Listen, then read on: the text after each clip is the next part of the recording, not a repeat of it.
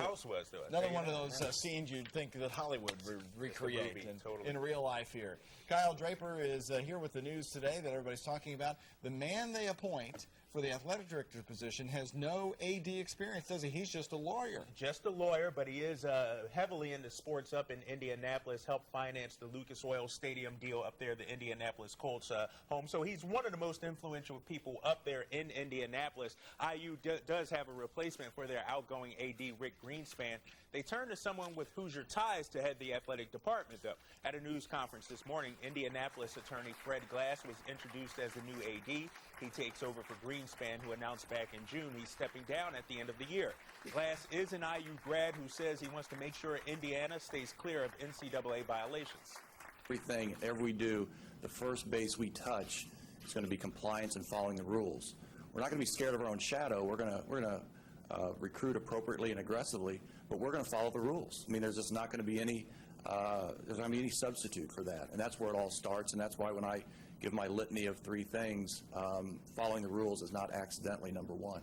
I think Fred brings a very deep knowledge of the university, somebody who's sat on the board of visitors for the College of Arts and Sciences, which after all is the biggest unit on this campus. So I think it's a marvelous preparation for this position as well.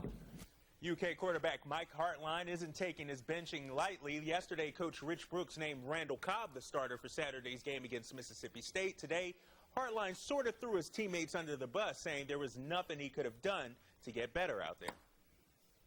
I'm disappointed. I mean, it stinks. You know, you don't ever expect to win the starting job and then lose it because, you know, guys around you aren't performing where they should. And it's disappointing, but at the same time, it's like, you know, it's best for the team. And I'm a team player, and that's just the way it has to be. A team player, Mike Hartline, right there. How about that? Two of the state's top soccer teams going head-to-head tonight for the right to keep their season alive. John Harton is 18-4-1. St. X 18-1.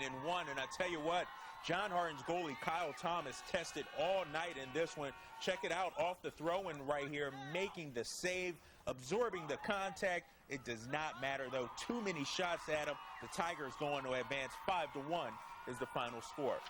The semifinals of the state field hockey tournament going on out at Bellarmine. Sacred Heart taking on Manual. Check it out, the huddle, the crowd fired up, everybody's fired up. Manual thinks they got on the board right there, but the ref says, he disallows it. The Valkyries, though, already up 3-0, gets a goal from Emily Stewart. She falls down during the celebration, but she is A-OK because her team advances to the state title game. They're going to win 4-1. In the first semifinal, Christian Academy playing Collegiate. Check it out right here. Christian Academy keeper Paige Neat making the nice save right there to keep Collegiate off the board.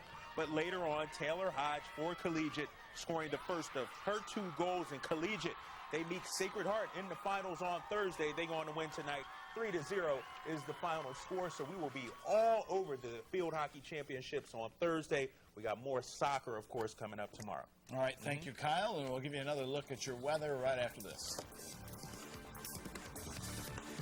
Only 2 Kentuckians have